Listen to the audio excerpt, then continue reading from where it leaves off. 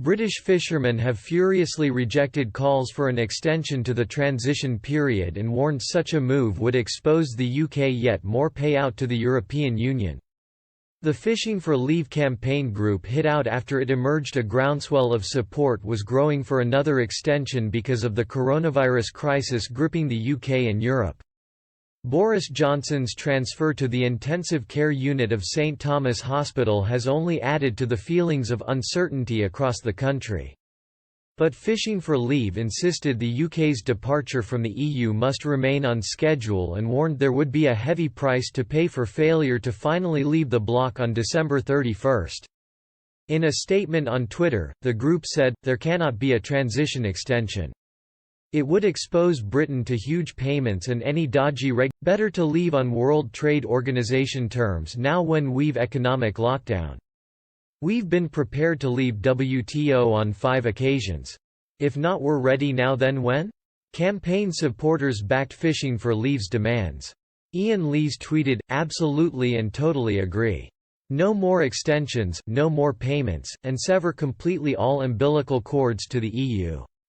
Brexiteer Richard Williams said, "Remainers just want to extend indefinitely. They're jumping all over COVID-19 as another excuse for not leaving. Thank goodness we're leaving." Fishing for Leave's calls to forge ahead with the Brexit came after it emerged as many as 2/3 of Britons would support an extension to the transition period because of the coronavirus outbreak. Polling analysis showed a clear majority of Britons favour remaining in the European Union's single market and customs union beyond the end of the year to enable the Prime. Downing Street has repeatedly pledged to leave the transition period, which is scheduled to end on December 31. But the research revealed just 19% of Britons back the government's position to leave, with or without a deal, at the end of the year given the impact of the global pandemic on the trade talks with Brussels. Britain's chief Brexit negotiator David Frost insists work is carrying on behind the scenes despite a break in negotiations because of the global health crisis.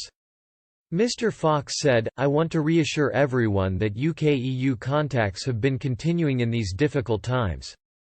We have remained in touch throughout, both sides have exchanged legal texts, and last week we had a series of conference calls to explore and clarify technicalities. The UK side will share further legal texts with EU Commission shortly. I and Michel Barnier will speak next week and we aim to reach agreement on a timetable for the discussions needed in April."